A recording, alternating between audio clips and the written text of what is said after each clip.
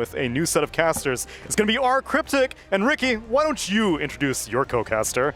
Yeah, this one's a pleasure. I'm very happy to say I'm going to be joined today and for the rest of this event by the one and only Seb. Dude, how you doing, man? I'm doing great. I'm super happy to be here. Happy to cast some good Dota. Happy to be here with you. So yeah, how are you doing yourself? Excited? Yeah, super excited. I love both these teams. I love the drafts.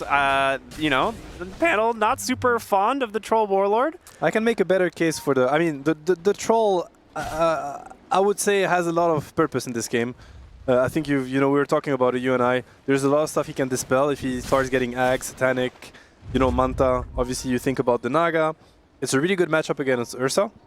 So definitely, and Ursa is very pivotal in Yandex draft, if you think about it. Like Bane, Naga, these are, even Pango, these are supports that are going to lock down targets for Ursa to do Ursa things. So the one-to-one matchup matters even more. So I do like the Troll pick. I have to say that I wouldn't be so close-minded on the Troll. I think it really has its place in this game. Yeah, I definitely agree. I'm very curious to see the itemization, where he's going to go with it, because there are a couple different, paths of thought there. But we're going to see Aurora start to kind of invade a little bit, see if they can find, where these heroes are going. Nightfall taking a little bit of a beating from Natus before he goes into the lane stage, but bottom lane, stomp out from Toronto Tokyo, 282,000, able to dodge out the block, but a blood grenade, one more attack, a second blood grenade, first blood to Panto. That's not the best start to the Ursa lane, but Aurora... No, it really isn't, and especially because this lane can be very deadly for Ursa. Like, I think Ursa really struggles against, high nuke, a lot of lockdown, as you see here on the Bane, because Ursa is not as tanky as the Bane, unfortunately. So even though you might think that Ursa has a good time versus Centaur, with the help of Arasta, he's always, in kill threat. So he's not gonna be able to play up as much as he wants to. Yeah, and you have Bane now Nightmare level 1 to avoid dying as well, so you don't have like as good a trading against the Shadow Shaman. So this lane, yeah, definitely gonna be a rough first few levels. It will be, and as we've said, this Ursa needs to pop off this game. He has a lot of work on his plate. What I think they have going for them, though, maybe Yandex, is they're gonna have some good tempo in the mid game. They have really strong supports in Naga and Bane. These are heroes that have really good stats, really good spells early on, so they're gonna be able to, find some tempo even if the lanes are a little bit rough, because their side lanes is not what they drafted for right now, I would say. Okay, so if we're looking at some of these other lanes, like the mid lane matchup... Yeah, this Shadow is a matchup Fiend. that, it's tricky. I think it can go both ways. Yeah. But the Monkey definitely has a lot of threat on the SF in terms of kill potential, especially if you factor in the supports that are in the game. Yeah. Like Naga and Bane are both really good at playing with the Monkey, and Dota now is a lot about playing around the mid lane, fighting for the runes with mid laner plus support. So when you look at drafts, you want to think about what we call the trio, like both support plus the mid laner, and how these heroes work together. Bane, Naga, Monkey, that's like amazing. Yeah. And on the other side, SF, Warlock, and Rasta, there is a lot of weight on the Rasta, because if he dies, for instance, this Monkey is free to kill whatever he finds. Yeah, Warlock, we're not really seeing this hero move much out of lane. Like, they play for the Fatal Bonds, the Shadow Word spam in the lane, and then maybe looking for 1 or 2 kills early. They go for the Grimoire, try and get the Golem out and start pushing. But he's not like a big rotator to the mid lane. No, he isn't. A lot of times. And the fact that, and Chira Jr. is the kind of player that is really active and really smart at playing the map, especially in the early game. I think it's one of his biggest strengths.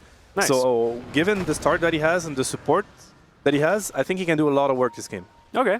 And problems, pretty typical we see nowadays with like the 4 positions, just dragging the wave, trying to avoid kind of the difficult matchup. The Troll Warlord, it's a pretty free lane for him. Completely free lane. Yeah. I mean, Troll plus Warlock, that's a lane I don't think any +4 or +3 enjoys going to. So cutting the wave is, your best answer, definitely. It's like an overkill lane almost, I would say. You know?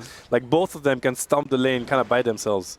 So yeah, that's kind of Troll's identity. It's been his identity for a long time. So yeah, maybe a little bit like unnecessary, but when it's a good Troll game, you go for it. Shadow Shaman gonna live.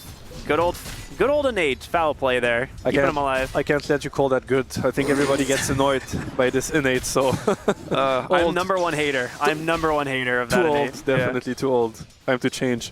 But no, that's definitely one of the strengths of Rasta. He's happy with that one. Yeah.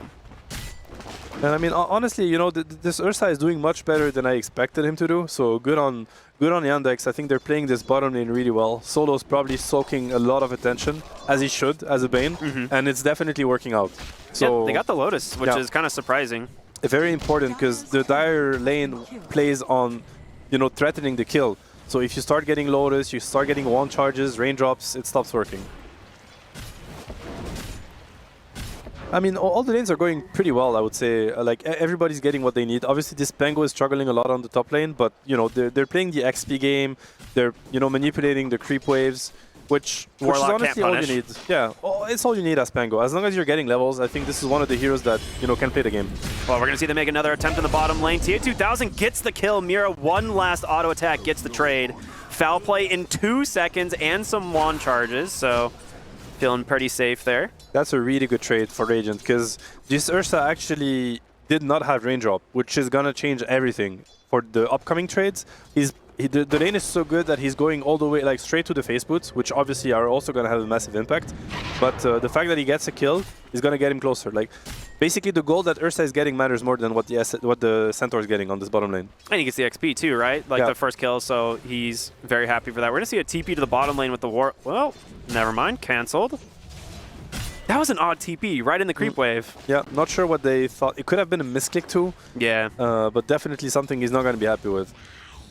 Yeah, that's unfortunate, but... What's going to matter is, I think now we're getting into the phase where, like, both teams are going to start looking at mid. Like, the power rune is coming. Monkey and SF are both really explosive mid heroes. They can both, you know, do a lot with a little bit of help. And that's also going to translate to the wisdom rune. Monkey is a hero. Both heroes, actually, these mid heroes are really known for being able to contest wisdom. Yeah. SF ulti, Monkey ulti, these are spells that are really hard to deal with if you have to walk into them. So, you know, I feel like both of them could, it could go both ways right now. I think it's a very critical time of the game, this next minute. Yeah, I can't remember, like, every time we see Monkey King mid, I feel like that's the big play, right? Get your level 6, play for your level 6, or the minute 6 power rune, and then immediately rotate, especially if it's a good rune, to the Wisdom Shrine, right? Of course, exactly. What's going to happen on the minute 6 is going to define what happens on the minute 7. And as we see here now, we have Aurora supports already in position. They're here really early. They don't want anything to, you know, they don't want to lose control over what's happening. A little bit slower for the Yandex supports. They're trying to match it now, so we'll see what happens. Yeah, a couple seconds until the rune here. Mira in place. There's the Nightmare with the Sleepwalk, trying to pull Shadow Fiend up to the high ground, but a Hex will stop the Boundless Strike.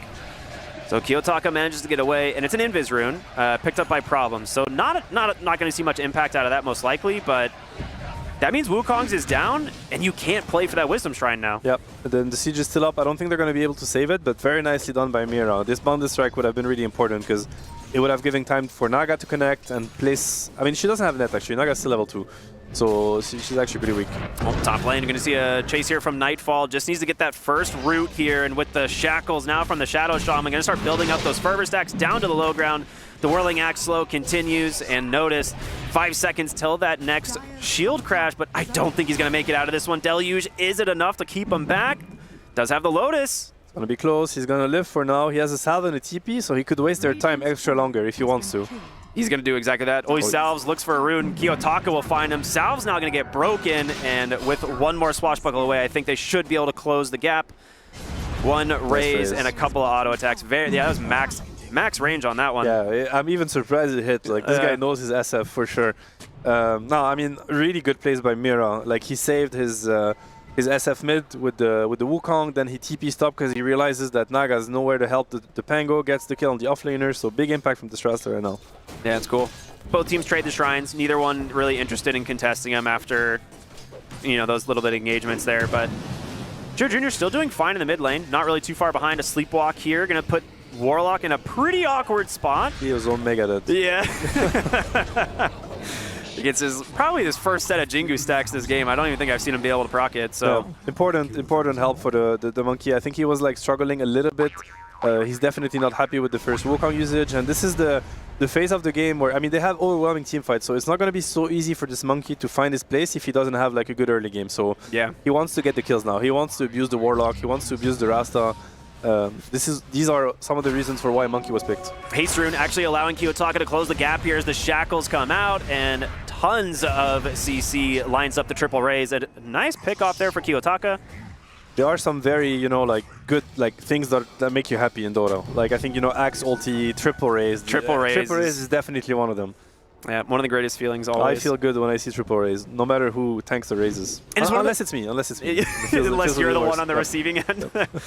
I mean, we see Shadow Shaman, Shadow Fiend quite often for this very reason. It's a guaranteed triple raise. Now we say that, here comes the real in. He doesn't have the ult channeled quite yet, still has a little bit of extra move speed, but now a Nightmare back into the center of this arena. Requiem will be tossed, turns it around, but Kiyotaka quite low, being healed up by Panto. A blood grenade to try and make a little bit of space, and here comes the Rolling Thunder. Kiyotaka gonna shatter here, but a lot of damage being dealt back the other way. Panto dies in the trade as well. A 2-for-1 here for Yandex as they now try to dive the mid lane, find Mir here on the Shadow Shaman. Boundless Strike will connect. A little bit of a swashbuckle. No foul play for another 10 seconds, so they should pick up this kill. And with this, well, man, it's a little bit later than they would expect, but they do manage to finish the job. Teleport out. Do you get the root, the ensnare? No, Nightfall. Does not win the RNG. Yeah, that TP feels bad because you really want the kill, especially when you're going to TP. You know, this troll was the king of the top lane. He's dominating, getting every camp he wants, so he definitely hoped for that kill. Like, probably pretty upset that he has to, you know, we call this the walk of shame, like having to walk back to your lane and you got nothing. That's what it is.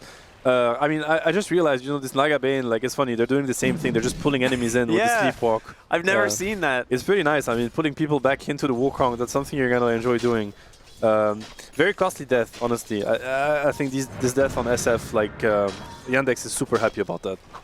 Yeah, definitely slowing down his game in any way is fantastic. The Kaya-Sange timing is such a huge power spike for this hero. We're going to see a smoke actually to the top side. Nightfall in pretty deep, does have level 8 now, holding a point. Bane has ulti, so if he gets close enough, this troll's going to die. Yeah, he has to ult soon. Nope, not going to get it off. And with this, beautiful wraparound kill here from the side of Yandex, taking out Nightfall. And now a sleepwalk here onto the Warlock.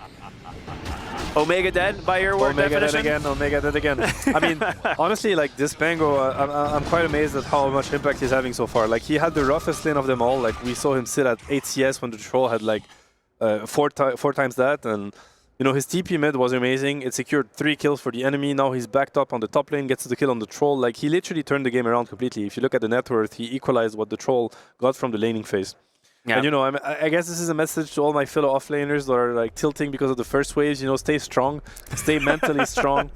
You know, your time will come. And this is definitely what happened to this Pango. So he had first 5 minutes really, really rough. And look at him now. Yeah. He's probably just thriving. Yep. Yeah, I'm having a great time. He's going Diffusal too, right? He's not going like any of the offlane Aura builds. So he will have kind of some early impact out of that. But we're also seeing Diffusal on the Monkey King from mid lane, which is pretty common build. Yep. So we're going to have a double Diffusal timing on Yandex to play around. That's also why nice. I was looking at this SF dying mid and the monkey getting kills. Like, you got to think a little bit sometimes about, you know, obviously this monkey the first 2k gold the monkey is going to get is going to be much more impactful than the SF because he's buying Diffu. SF's going to go for Yasha. Yeah. It's just like, you know, how Dota functions sometimes with the item timings. So they're definitely going to hit really big timings, Yandex. And when you think about it, I mean, the analysts were talking about how Aurora's draft overall looks better, and I can agree to that. But at the same time, the way Aurora draft works is, you know, they press their spells. And after that, there's like a big... Did we win the fight? I hope so, because we have not much else to offer. You know, Troll ulti, SF ulti, Stampede, Warlock Golem. And Yandex, they have one of the best tools in the game at dealing with that. It's Naga Sleep. Yeah. You sleep these spells and you reset, and all of a sudden it looks really good for you. So that hero has been such a pain for teams to deal with recently, since it like kind of emerged back after a lot of time in the shadows of, you know, support Naga getting nerfed a ton. We're seeing it a little bit more often now. But top side, looking for the triple raise. Kiyotaka just needs one more auto attack there. Will be able to finish the job. That's like classic Bane job. You have no ulti. The best way to make yourself useful, especially at nighttime, it's daytime now, but, you know, go around the map, kind of body, like cover the angles for your course. Like, you probably didn't see it on the minimap, but the Pango was literally behind the Bane, as well as very thankful that he tanked the gank, which allows him to, you know, keep farming, getting to his Diffu safer. Now Bane respawns, he's going to be close to grip, and you can have impact again.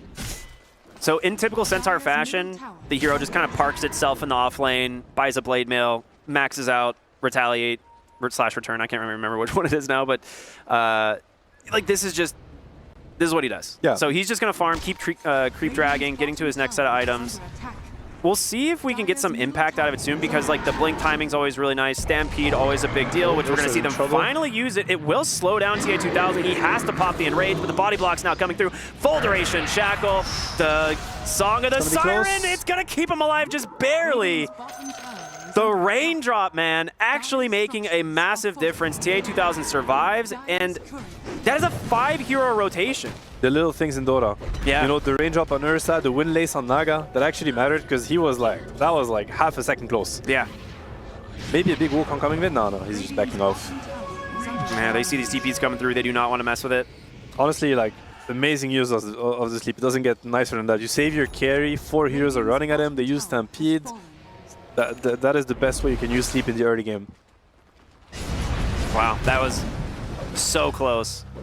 This Ursa is having, you know, close to a perfect game so far. Like, he has the Battle Fury earlier than the Troll, so he's gonna accelerate even further.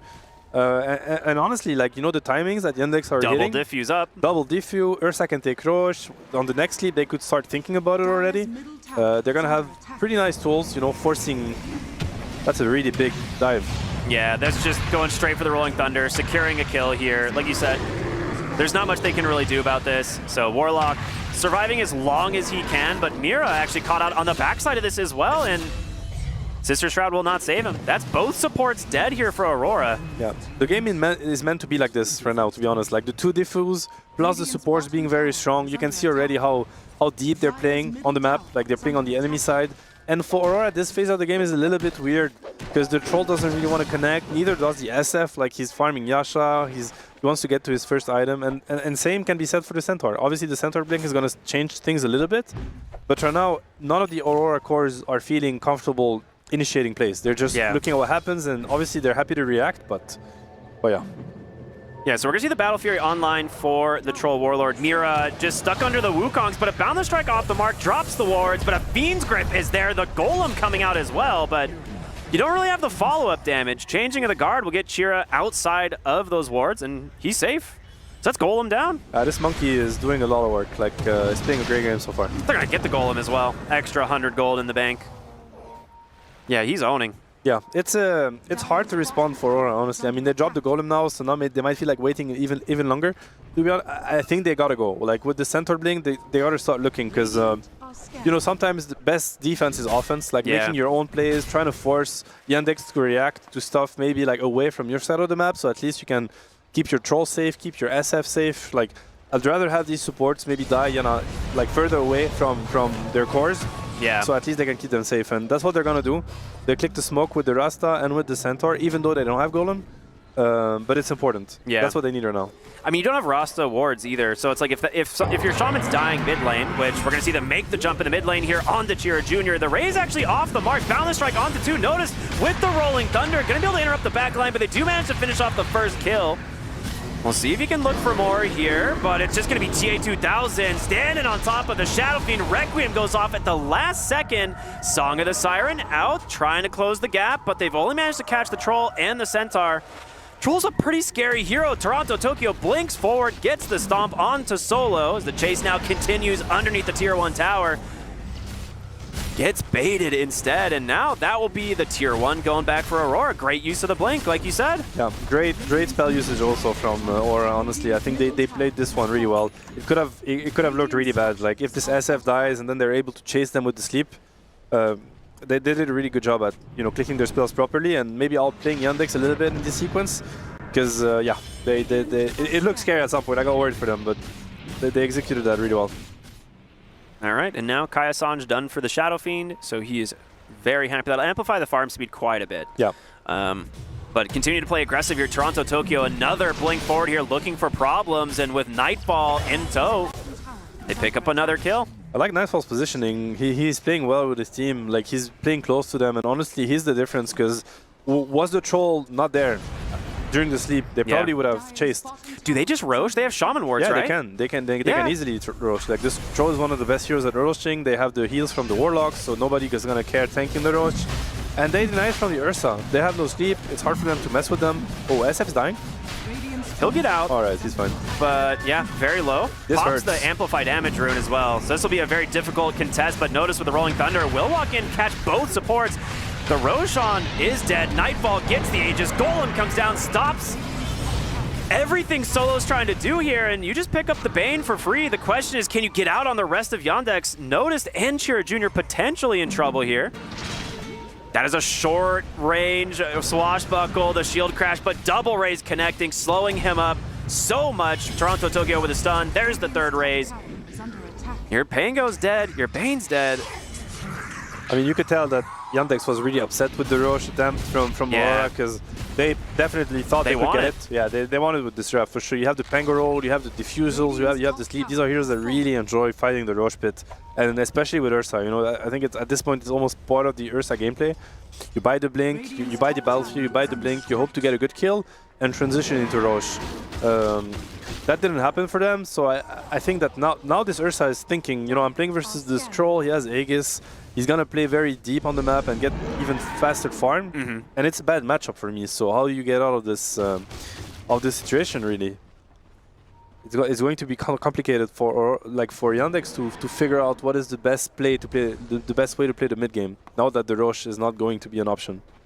Yeah, we'll see what the item transition is going to look like for Pango and the Monkey King, because obviously the Diffuse first, they're not the farming items that you're seeing in comparison on the side of Aurora. Like Shadow Fiend and Centaur natively very good at farming, and you have the Battle Fury carries, right? So you have a little bit of like farm advantage for Aurora. You do. In theory, but whether or not that actually plays out, we'll have to see. I mean, now it's about getting the BKBs on Yandex for sure. This Ursa, this Monkey, you know, you see the amount of lockdown that they have, even like the Troll, the SF, the Rasta, the Centaur. It's very hard to play the team fight without BKB on Monkey and Ursa. So they need to find a way to get there without bleeding too much, because Aurora is definitely going to try to push their advantage.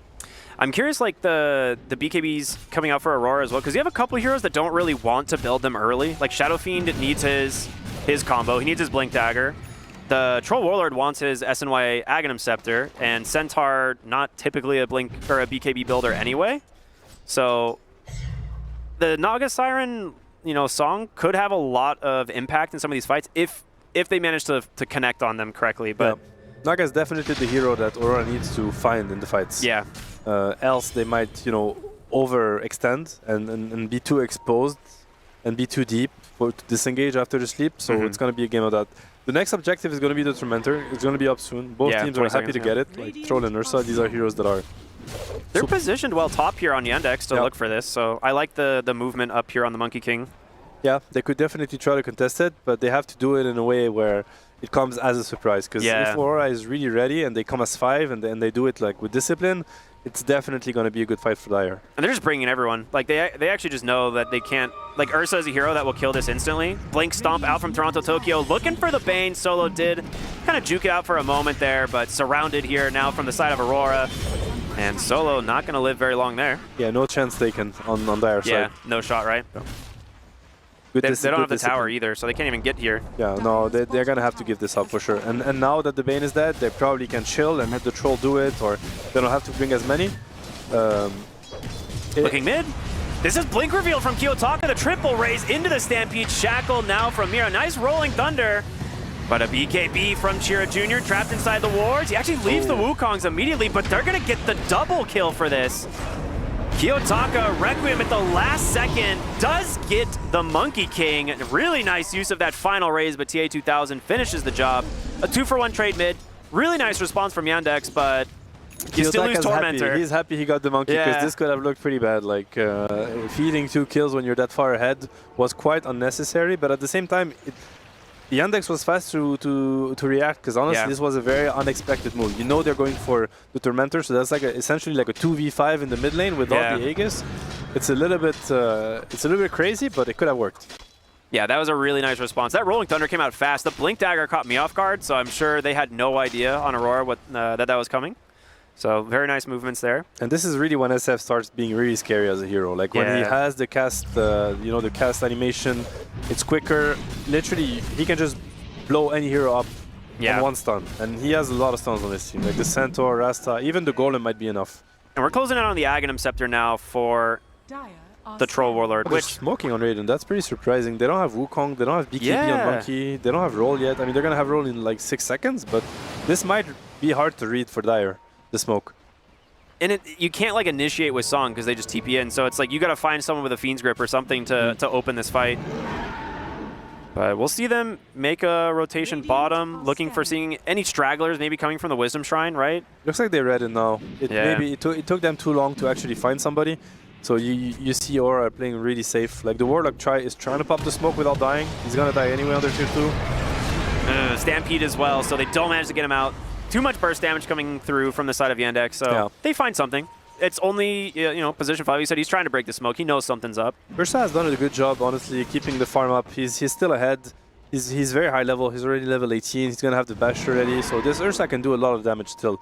The Troll is going for Aghanims, which means he's going to play without a BKB. Yeah. As you mentioned, SF doesn't have a BKB either. He's also going Aghs. So we're looking at 0 BKBs versus the Sleep and the Roll. So there is a way for Yandex to win the fight. Like a clutch Sleep is definitely going to be the X factor in these fights. It's all about the Naga, I would say. Yeah, you have to be very patient with the ranged whirling axes on the Troll, because you need to make sure that your Dispel is hitting the right hero at the right time. Mira, blink in, gets the Shackle, quick triple raise, and with this, another one for Kiyotaka. I wonder how he saw her. Oh, they found Solo as well. Do they have a way to cancel? Okay, you just have enough damage. That works too. The ward right at the end there saw him. Yeah. There's a ward in the triangle. Just happened to see him. That's how they saw him. Okay. Because I was like, that was exceptionally fast from Mira. Like the blink hex, but I guess he had vision of him. He knew that he was around. All right, Shadow Fiend now just 10 gold from Nags. Gets it now as he clears up the Naga Siren illusion. So the larger Requiem, the return, the heal. Yeah. The heal is a big deal. It so means good. that when you go for this SF, you have to make sure he doesn't get the ulti off. Because if he does, it's basically a reset of the fight completely. Yeah. He's going to fear you. You're going to take a ton of damage because you're also committing on him. So you're closer to the, to the center of the Requiem, and he's healing up. That item is crazy. Yeah. He's luckily for the side of Yandex, he's only level 17, so he doesn't have the tier 3 Requiem, and he doesn't have his 20 talent, which that's one of the big team fight winners, right? That talent absolutely crushes. I don't know. It's so hard to fight around. Honestly, like I could see both teams right now, do really well in the next sequence of this game. So the game is still very, very tight. Aurora is leading for sure. They have more gold, but there's still a clear way for Radiant to win the fights. So it's really gonna come down to discipline, execution, and honestly, the second Roche is probably going to be, a massive deciding factor on who might be able to take the game. All right. Well, we'll definitely keep our eyes as it's going to respawn potentially in about 1 minute and 15, so we'll see kind of what the timer is on that. But yeah, you're right. Yeah, second Roche actually huge. Yeah. A single pick could turn into Roche secure, and then that's your high ground for if you're Aurora and you're this far ahead. You can just sit behind your Troll. Definitely. With the Warlock, they have really good tools at doing so. I like Toronto's... Sorry, go ahead. What happened? Aghanim Scepter Centaur. Yeah, that's what exactly. As though you were going to point out, I think we just saw the same thing. I love this pickup. I think it's really good in this game especially. It's going to help, save from the Ursa, save from the Wukong. You were just saying you have to 100 to 0 the Shadow Fiend. And that changes everything. How do you do that now? Great pickup. And I think it's an underutilized item for sure. They're going to smoke. Look for the play here. Does get popped from Mira, and he gets the blink away. Mira is very fast with his fingers today. Yeah. He's owning. He had a good night of sleep. Oh, stomp off the mark. Jiro Jr. dodging this out for now. Both teams need to be careful. Kiyotaka has an Invis rune. The Shackle comes out. Ursa able to get on top of the Shadow Shot and take him out of the fight. Golem dropped onto the backside as there's going to be Solo picked off as well. Double buyback from the supports of Yandex as Aurora still playing down 2, but they are strong.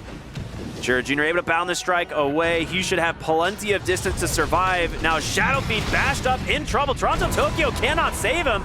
Used that card earlier, the BKB into another bash. Ethereal gonna buy him a little bit of time, but that is such a good turn here from Yandex. Goes 4 for 2. The buybacks definitely paying off. Very good buybacks, and honestly, good fight by Dire. I mean, it sounds weird having 4 death timers, but they did what they had to do. Like they found the supports, they killed them. Buybacks are part of the game, and that's something you have to factor in. Luckily for them, Roche is gonna take a while to respawn, and they're actually gonna have time to respawn, push the lanes out, get ready for the next fight. And this time around, there's not gonna be a buyback available on Radiant supports. So the next fight, I would say, is in Aurora's favor. If they can execute the same way they did for this one, they will get the Roche. It's almost a max respawn on Roshan, so they have to wait a little while, unfortunately. That's part of the Dota, the little RNG that there is in Dota. It's like, would Roche have respawned earlier, it could have changed the way this game is gonna go. But that's just how it works. They're gonna have to do this a second time on Radiant.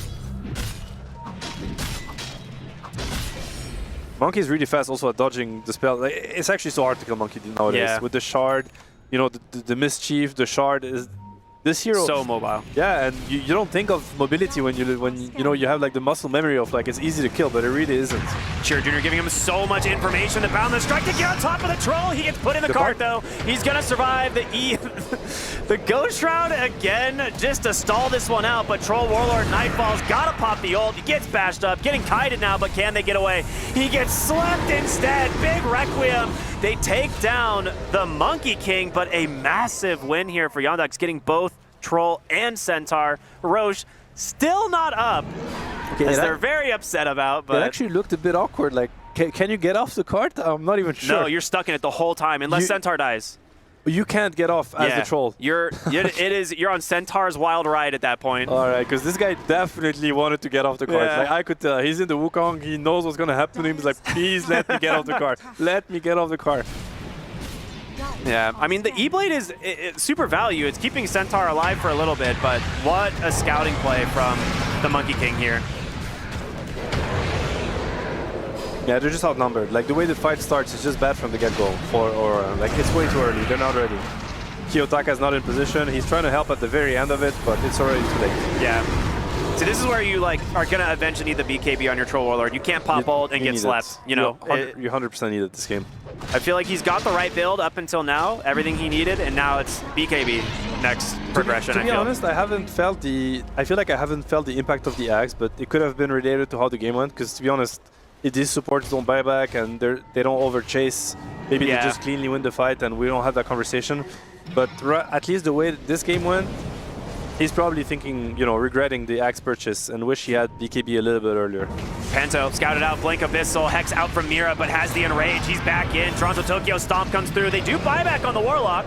Jiro Jr. manages to find Kiyotaka as well, but they need to start dealing with this Ursa, and they can't. Nightfall pops the BKB, turns onto the Naga Siren. This will be a dieback. There's the Battle Trance, but he just gets away for now. Pops the Song and the Siren, both supports dead. Jiro Jr. now outnumbered, pops the Wukong's command to try and make some space here. Turns his attention over to the Centaur, but again, this Ghost Scepter doing so much work, and Kiyotaka will punish him for that aggression. Aurora somehow just completely wipes them.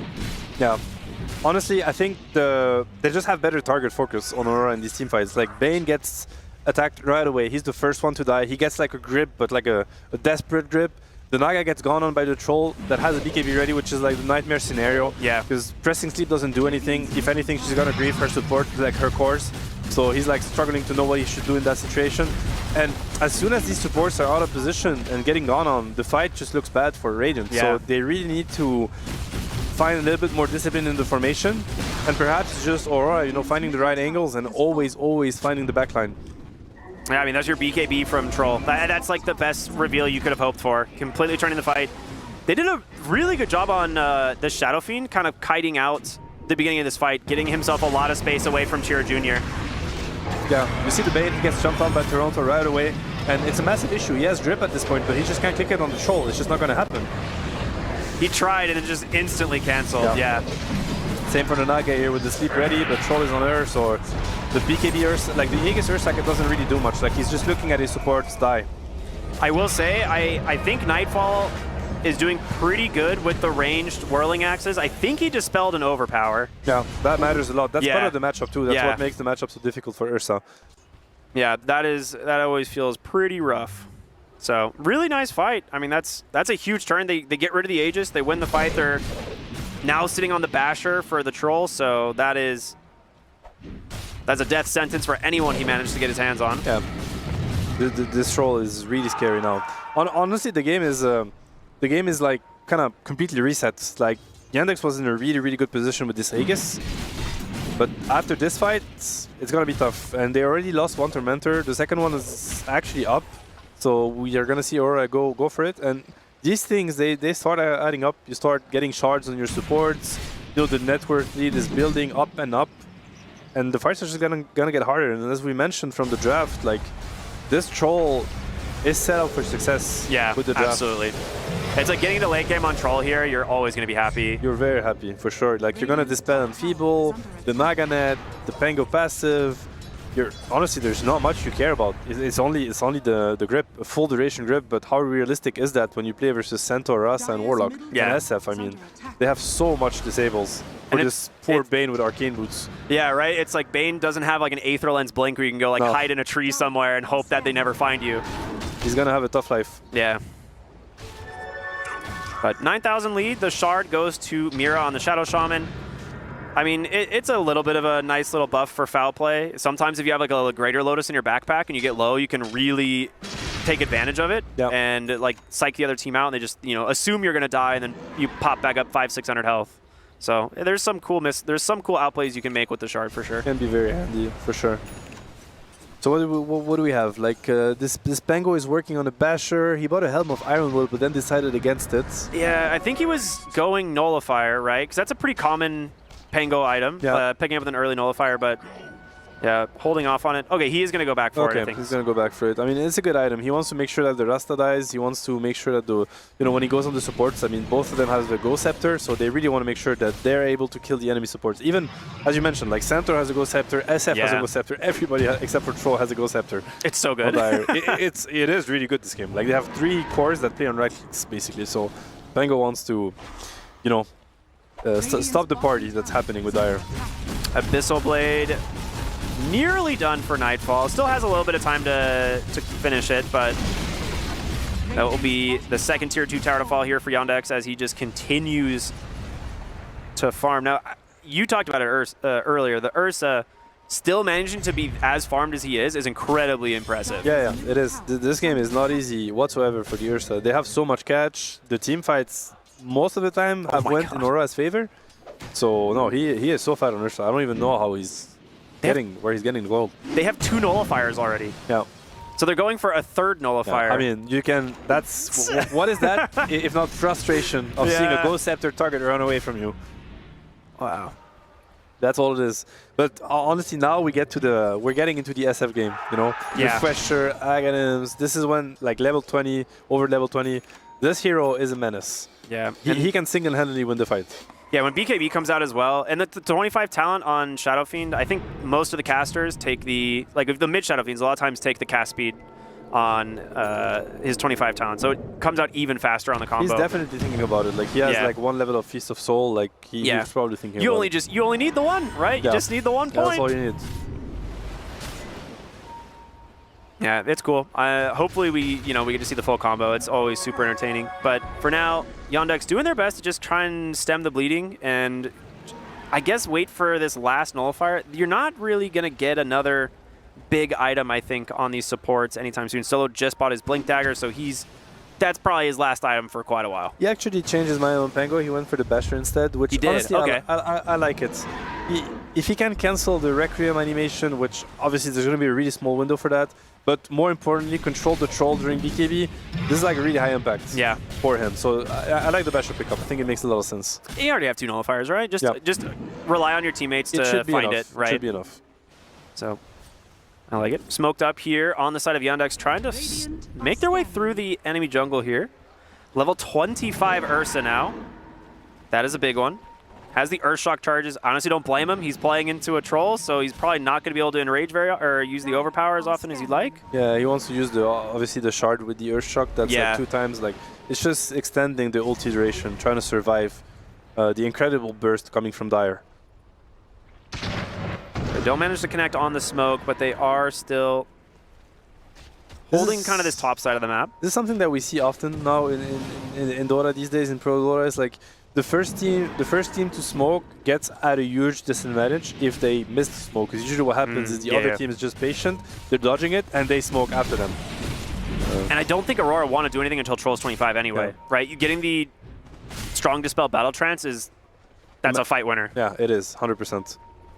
So they're probably going to wait until that happens. And I mean, Roche is not up yet, and everything is going to be around the last Roche. It's way too important at this point. Both teams can close the game if they get the Aegis. Yeah. Well, we'll see the timer here in just a moment for Roshan. So it's in the 3-minute window. Not entirely sure where exactly, but Nightfall's just going to start pressuring the bottom tower. He has the Aghanim Shard as well, so he could just cleaves anyone who comes near him.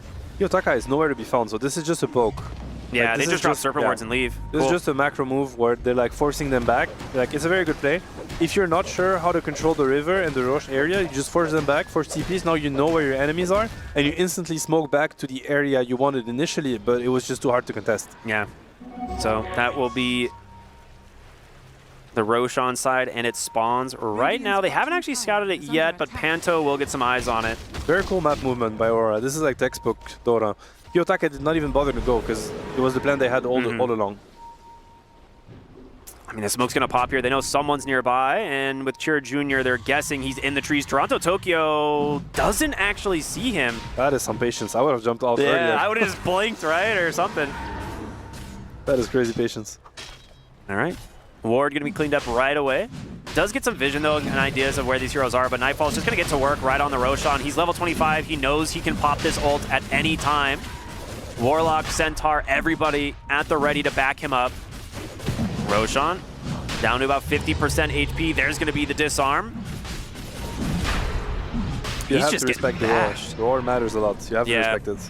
It's so much damage, Am. Yeah, it is. It really is. Like sometimes people don't realize what they die to. They actually just die to that. So Down the strike, looking for the Shadow Feast. Forced the BKB quickly. Solos in the pit. He needs to get away from the Roche. But they do manage to just get a Rolling Thunder for the BKB. yeah. He has Refresher, though, right, on Shadow Fiend? Yeah, unfortunately 60 seconds to roll, Yeah. so this is a tough call. Do you still fight it or do you give it up? I mean, they're going to go for the song and try and just find the backline. Ursa's going to try and just finish the Roche instead. Kiyotaka with the roar, the golem comes out, they get the kill. Aegis is on the deck, and it's going to get snatched. He does manage to take it away, but Kiyotaka just splits the fight in half, takes down most of Yandex, and TI-2000 is on the run. The BKB about to expire, rooted up now in his second life. He's going to stand no chance. They'll be able to grab the Shadow, or grab the Naga with the help of the Shadow Shaman, and Ursa will die back-to-back. Problems actually getting away for the moment, but not for long. That is a huge win, a 5-0. Massive. They get a buyback out of Chira Jr. You don't have the Aegis, but... No, that hurts. That hurts so much. I mean, it was a good attempt. It was hard. Honestly, it was really hard to... Just by the nature of the game and how far behind they were, I like the attempt. You know, they forced the SF BKB with the roll, and then they try to sneaky, like, sleep them into steal the Roche and get out of there, but it didn't work. Good reaction by Aurora. Like, at this point, it's much easier for them to execute the fights. But you know, you gotta commend their creativity of Yandex, like trying to find solutions in a really tough spot. Yeah, nice try. They dropped the banner just to like guarantee in case there are buybacks and some playmaking coming, but you're 27,000, 26,000 gold behind. Nightfall will make very quick work of these. Has his ultimate back available. BKB in about 15 seconds. There's probably going to be one more fight to be had for Yandex. I think they have to mount the defense here on the bottom racks. They don't have much of a choice. They do have a Right gem. side is that there's no refresher on SF. You know, I'm trying to look at the positives here. Like, what can they use? No refresher, no golem. You know, it's a little bit easier than what it was in the Roche pit, but... Oh, nice roll-up dodge there from Natus. Still incredibly hard. Yeah, and now you have to get through the troll. You have the attack speed bonus now from Warlock as well, just making it that much more difficult. All the little things. Yeah. Troll is raid boss at this point. Like, you can't really deal with this guy. And they've positioned really well. I mean, the same thing we saw at the Roche pit. Aurora was positioned perfectly to not let them just burst down Troll or steal the Aegis without a fight. Yeah, you know, some of these guys come from the, you know, the TI winning team spirit, which was, you know, famously known for their ability to team fight and discipline with which they fought. So I'm sure these guys are carrying on the legacy of, you know, team fight discipline, which at this stage of the game is really the difference maker. Yeah, we are now up 30,000, 2 lanes of racks. I don't think Aurora's backing for long. I think they know the position that they are in. We're going to see them look for maybe a pick-off or just start sieging the high ground. You know, like, is there even a big item that is going to help the fight for Radiant? This Ursa is maxed out, so he's not going to find anything that helps him at this point. His matchup is still just so hard. Like, he can't fight Troll, so he has to kill someone else. Yeah. And the other support is a Shadow Shaman with foul play. Like, it's so annoying to deal with. Ideally, they need to find a way to help Ursa during Troll's BKB, whether it's the grip or the Pango roll with the Basher. Like, they need to find a way to help him. Like, the best condition, I would say, is for Ursa to find SF and his team to help him with the Troll. That would be ideal for Radiant. I mean, they're scouting ahead. They get the scan. They have a pretty good idea now of where they are, but Nightfall leading the charge. Panto would be a great grab. They get the nullifier. He's dead, and now the stun's onto Nightfall. He gets the BKB. There's the battle trance save, though, from the cart. He's stuck into the trees. He's going to get dragged around, trying to keep his hands onto anything. Song of the Siren will buy some time, but here comes Kiyotaka. Takes down one, refresher out. Second Requiem, not even used. He's going to pop the BKB, look for the supports, and there it is. Lines it up, finds another kill. 3 for Kiyotaka. As Yandex, it was a good start to the fight, but it's so hard to secure these kills. You need to find SF. At this point, this guy's playing a different video game. You need to find SF. There's not going to be a favorable fight if you don't find this hero. It's just absurd. He's fearing 5 heroes. He's dealing like, I don't know. Every time he presses a button, it's 2k damage. You have to find him. They're going to buy back on the Warlock. They're going to go straight for the end here. Into the base, though. Problems. E-bladed up, trying to run, but the raise does so much damage. Double buybacks now from the side of Yandex to try and punish this Mira. He's got those wards available. He's going to get caught from the nullifier, but Nightfall's going to protect him. 10 seconds on the ultimate for Troll. You have a very slim window to kill this guy. But they just are too afraid to make that play. And Mira likely just to drop the wards here on the high ground, start securing themselves the mega creeps. Nightfall will be the one to do it. Yeah, the rock is up. He died very quick in the last fight, so they have kind of everything they need. Megas are up. They're actually going to decide to back off all the way. There's an amplified damage rune bottom, so if they pick that up, this SF is going to be even more explosive, because it is possible apparently. Who knew? You know? Who knew? Now the bashers are coming out. Like, you can feel the pain on Radiant. It's like the Ghost Scepter pain. We're all buying nullifiers, and now we're all buying basher because we got to stop this troll. We got to stop this SF from casting his spells. But it's a little too late, unfortunately. Yeah. They're going to have to deal with the mega creeps now. Yeah, and Troll, just for fun, will go clean up another Tormentor here. I don't even know if they have a shard they haven't picked up. Maybe Toronto-Tokyo didn't. That's not very common. Yeah, so Toronto-Tokyo will get his shard. Oh no. AD run on SF. Did he find it? Okay. Yeah, that's cool. That's going to hurt. That's going to hurt. He's got his Ag Synth coming out as well with his Boots of Travel, so he is cycling some new items. Who would not want to play this SF at this point? Yeah, this is why I love watching this hero. He's so much fun. You see this item build, you know, you see where he stands. Like, everybody wants to play this SF right now. This has like been every mid laner's borderline favorite hero since its inception, and it just is so fun to play, especially when you're ahead like this. Yeah. You have downtimes, as we've seen in the early game, like, you know, like when Monkey gets the Diffu, like there were moments where, you know, the SF pick, you might question it. You're like, you know, it's a little bit hard for him to answer what's happening on the map. But when you get the SF to that stage, he's the king of the game. Yeah. Are you surprised Aurora's playing it as safe as they are right now? Like up, I mean, they can't see what we see, right? They're up 41,000. I'm a little bit surprised. I mean, I wonder what they're looking at, what they're waiting for. It could have been just, you know, kind of get the items from all the fight that you won. They obviously got a lot of gold from you know, the racks and the fight that they won. So, you know, for SF to check the rune, you can do it methodically. You don't have to rush it. You know, typically checking the rune, getting the DD, the AD. The Troll is getting a second item. I think he's buying a refresher, if I'm not mistaken. Oh, all right. Nice opening here onto the Shadow Shaman. Foul play is going to proc, and there's the cheese! He's back to full HP. Toronto-Tokyo actually pulls him into the cart for some reason. Jira Jr. looking for a Wukong's command opening, is not going to get it, and Nightfall fighting his own battles. Actually pop Battle Trance and BKB for this. Naga Siren one shot from the Requiem. Literally one shot. And there's a second one in the tank. Oh boy. Stay away from this guy.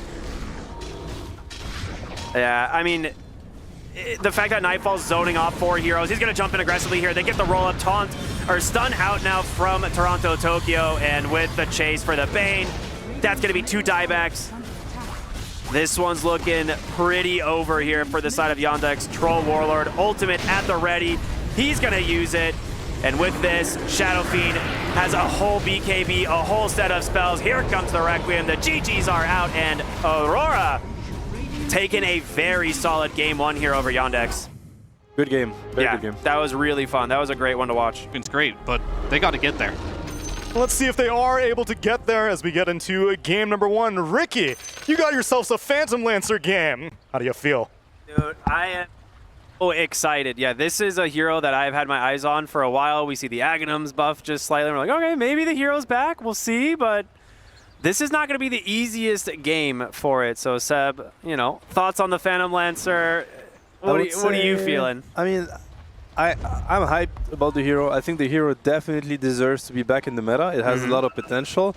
We've seen mixed success. I mean, I was watching Pure play it earlier today, and it didn't look as convincing as some other players have made it look. It could have been related to, you know, how the game went, whatever. So I would say it's still in the hit or miss phase for pros right now. Sometimes it looks deadly, and sometimes it doesn't.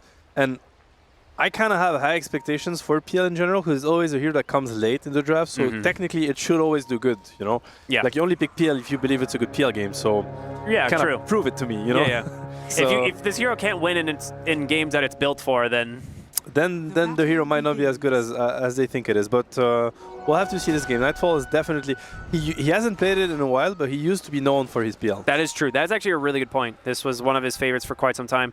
I mean, the Lancelot facet with the new Aghanim Scepter does give you a lot of like early game fighting, like brawling kind of, from the Phantom Lancer, which is a little bit different from days of old, where it's like you get your Diffusal and you go Manta, and then you're playing for like your the fourth item timing, It really. definitely used to be PL's big weakness, is like how little he contributes to the game until later.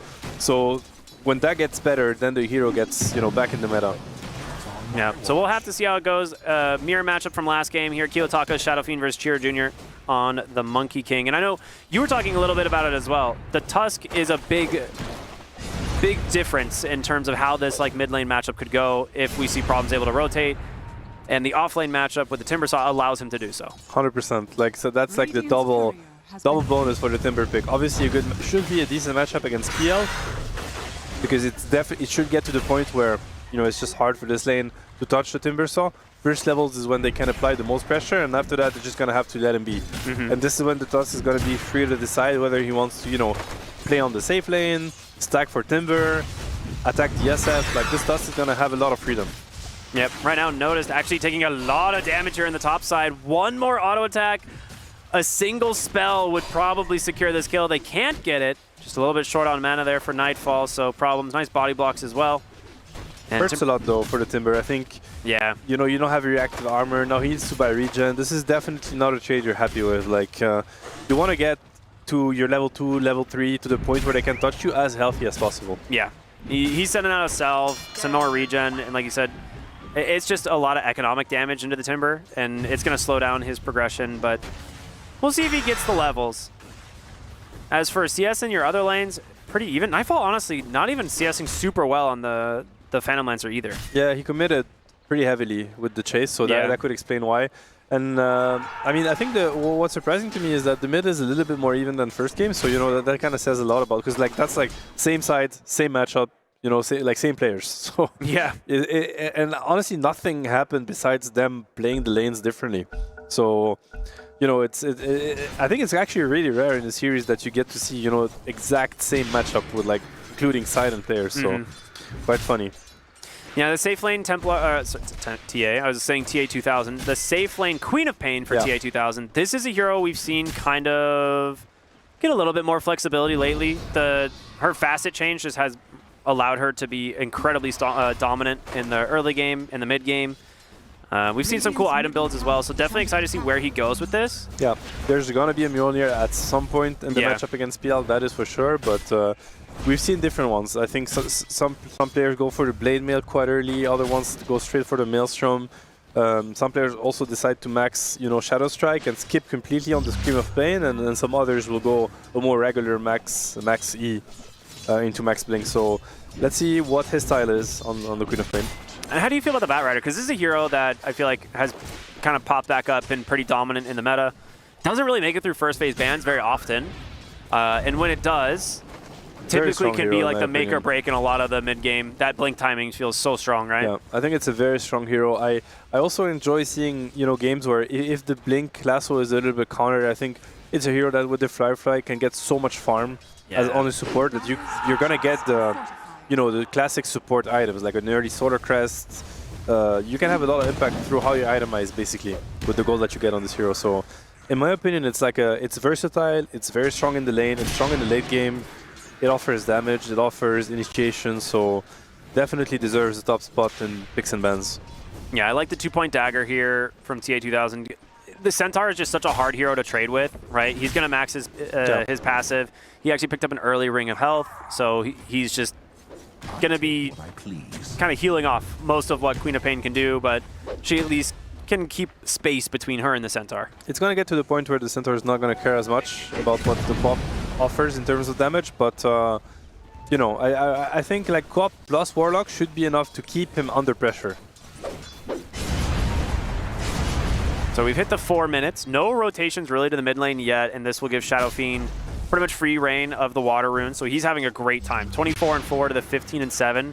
Doing much better than game 1. A little bit better. Yeah, so he definitely learned more than Shira Jr. learned in the matchup. Like probably did a couple things, like small things that we're maybe not able to see differently. I see he has a windlace, so you know it comes down to little things, and definitely he adapted. Yeah. And we've seen how much he was able to do last game, so you know maybe even scarier for this one. Nice little glimpse here, topside from Panto, and Mira's gonna TP in. Batrider very happy to fight against these two tanky melee boys. Gonna start stacking up that napalm, and now there's gonna be a great kinetic field to lock them in place. Solo cannot help them out, and first blood will go to Nightfall on the Phantom Lancer. That one hurts because Warlock even committed a TP for that. Yeah. And Centaur is definitely the kind of hero, like if you're gonna leave him completely alone that early in the game, he's gonna be huge. Yeah. He's gonna be so happy to start cutting the wave, you know, pulling the creeps, pulling him into the jungle. Camps. Yeah, he's gonna get really big. And we saw what happened last game with the blink timing. The moment it came online, they took a big fight, and it turned into Roshan. Yeah. They don't have the same Roche threat, you know, this game that they did last time, right? No Shaman wards, honestly, no troll. On both teams, it's going to be much slower. Like neither Coop or PL enjoy going for Roche early. It's a slower game on both sides because the Timber is going to bring a little bit more, you know, farm heavy gaming. Same with the Coop, and same with the SFPL on the other side. So Mira makes it up to the high ground. He does manage to get his Jingu stacks here for Chira Jr., so he will be able to heal up a little bit off of this, but Power Rune spawns top. It's secured for the Shadow Fiend, so he now has a shield rune. It's a big one. Like, this rune matters a lot. He actually uses it right away just to get the bottle charges. And both mid laners are getting to their 6. Actually, like, a little bit ahead for the Monkey. And these are spells that could be used for the Wisdom contest. They're going to glimpse him. Try and go for the triple raise. It's not quite there yet, but Kyotaga a little bit afraid to chase too far. In the end, it is still a ton of damage dropped into this Monkey King. Yeah. He's going to have to walk back to base. He will. Gives complete freedom to SF to do whatever he wants. I mean, he's probably going to decide to like push the wave in and just, you know, keep maximizing, which is what SF does. I don't know if the catapult was still there or alive, but if it is, he might get some chip damage. No, it's gone. Yeah, okay. It's gone.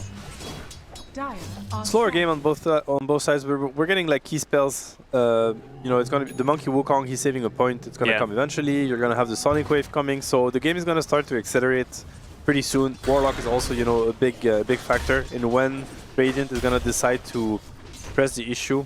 Obviously, Timber, you only want to connect to him when he hits the level 6 because this is when he starts putting the carry under a lot of pressure, especially PL. It's gonna be hard for PL to stay on this lane. And he went Twisted Chakram as well, so he's playing for his level 6, not for the early lane. Yeah. So, yeah, he has that little bit of extra damage. Yeah, 100%. I mean, this is definitely a lane that's going to be hard to defend for PL. Eventually, he's going to have to let the tower fall. Yeah. As soon as Radiant is going to start looking at the gate, which they did last game. They gated with both the support and T2000 on the Ursa. He's going to be more than happy to do it on the Co-op. This is a hero that gates really efficiently. We're going to see a Stampede come out. I think just bottom lane. Toronto Tokyo a little bit afraid of the gank coming through there from the Tusk. Attack team. So this is definitely, you know, a good moment to think about gating for Radiant. After they push the wave is something they could look at. There's no Stampede, so it's going to secure the kill on the PL. And we see Bat doing bad things, which, you know, I like to see. I'm a Bat enthusiast myself. This is just so efficient on this hero. Yeah. Like, stack clearing is like stacking and clearing the stacks. Like, it's probably one of the best in the game at doing both. Yeah, it's always funny to see when you have a Batrider, like comparing your team's stacks at like 10 minutes versus the enemies, and you're always just towering over them. For sure. And we see the gate. The gate play happened. I don't think it was spotted because I don't see a ward from Dire, so they might get surprised. There's also no Stampede, so Nightfall could be in big trouble if he plays too far. SF is actually hasting to the top lane, so they have a notion of what's happening. Okay. Now he's being followed by the Monkey King, and they know this. They see him on the ward. He might... Actually, looks like he's looping back around to maybe punish Chira Jr. if he can get in range. No, doesn't quite get close enough. quiet time of the game. I mean, supports are trying to get to their level 6. You know, they're clearing the stacks. This is like a pretty normal sequence in Dota right now. I mean, once the power runs are, you know, like contested and secured, the wisdom is out of the question right now. So a little bit of a downtime until we hit the minute 10 timing where teams are trying to get what they need, basically. Ultimates and this first set of items. It's a nice find here from Chira Jr. Does have Boundless Strike. I don't know if Problems will be close enough. Yes, he will. The Stampede, though, to buy him some space. And Kiyotaka actually thinking of turning around, but no. He's going to go back to the base, heal this off. They get a Stampede for that. Definitely worth. Interesting build on Monkey. He's actually maxing Q, which, I mean, it makes sense against SF. Realistically, you're not going to get that many hits. Yeah. And you definitely want, you know, like the cooldown on the stun to make sure, you know, stop the race combo or even stop the ulti. He's going to find Nightfall now. He's going to scout him. There's no Stampede. The Timber is pretty close. This could be a play. That's a really nice Boundless Strike. Glimpse will get him out of the way. So Nightfall trying to just make some space and survive this one, but Panto dead to Notice. Nightfall does manage to get out as a result. And that's also why, like, Monkey is... What's happening? They double TPing for the rune fights. Yeah, Kiyotaka. And they were hoping they could catch SF. That's like one of the reasons for why Monkey is really good against PL, because you see the Jingu stacks, it keeps being on after the doppelganger. So it's a really nice way to stop the PL from juking. Mira now level 6 on the Batrider. He is super high level compared to the other supports here. I mean, he has 37 CS, so he basically has the same CS as the enemy mid laner, which is what Bat does. Yeah, he's going to have a very good time playing Dagger. This 7 stacked camps. This is pretty much every time. 10 minutes comes around and you just look at your stack numbers and Batrider is always more than anybody else. And that obviously also boosted Centaur's farm, so, you know, it's just the economy game from the Batrider, and he's already halfway through the blink. He just keeps on going. That's another set of stacks, and he's going to farm everything, as he should, honestly, because this Bat blink is going to be, you know, like a really, really big timing. It's a huge kill threat for Timber and Quap, right? Like, both those heroes die to this. And they don't really have a safe way to deal with it. Snowball doesn't work on Lasso. Like, they're just going to have to let the guy die. Yeah. Toronto Tokyo bottom lane, maybe in a little bit of trouble. Will pop the Stampede. Sonic Wave can't catch. He's going to go for the TP instead. Sonic Wave will catch now, and he will die in the fountain. Okay, I thought he was alive. Like, I'm really surprised he actually died. So it looked really good, and now looks really bad because Stampede has been used, TP has been used, and he died anyway. Yeah, that hurts. Chira Jr. is playing really well. I mean, I think both games, his early game was pretty stellar. Like, did really well on the lane, really cool rotations. As we've seen now, you know, he forced SFTP out, killed the Centaur, pressured the PL. He's doing a lot. As we're going to see the 12-minute Power Rune spawn, it will come bottom. Queen of Pain is here. In comes the Wukong's command. Nice ultimate here from Panto. The Requiem being thrown as well. The Snowball to dodge it out. They're doing their best to fight inside of this silence. Cannot do it. As they're going to bring Solo here as well, but here comes Nightfall on the Phantom Lancer, looking to try and close the gap. Is Mira as well. Does have so much damage coming through from the Batrider. He dies in the process. He gets denied, actually, from Nightfall. Really cool deny. Very clean. Notice going to be glimpsed back out of this fight. Snowball doesn't come through in time, but TA2000 is just still doing a ton of work here on this Queen of Pain, and Nightfall gets golemed now in the center. Solo turns his back, walks away. Yeah, he knew he was dead. I mean, he has level 1 doppelganger, so he realized, I'm going to die no matter what. I want to do as much damage. Maybe take the Warlock with me. Unfortunately, he couldn't. Yeah. That's a painful TP. Shadow Fiend tried to come mid, realized he has to cancel the TP immediately, seeing the Timber Saw. Quap was for Blade Mail first. I mean, we've seen a Quap earlier today that went for the Maelstrom, and it was a much slower gameplay. I have to say, I quite like the Blade Mail. I think this hero, you know, can afford being very involved early in the game. Yeah, I mean, she looked great in that fight.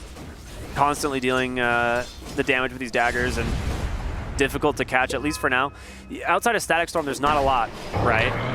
No, there's really not much for this Quap. Like, she can really cause a lot of damage to the entire team, and she has really good heroes to also play aggressive alongside her. As we've seen, you know, this Monkey's everywhere. He's looking for plays constantly. There's a nice TP in here from... Well, I was going to say from the Disruptor, but they don't feel safe playing up and trying to chase after Solo there. This game is a little bit of a repeat of Game 1 in the sense that, you know, Dire is on the defense.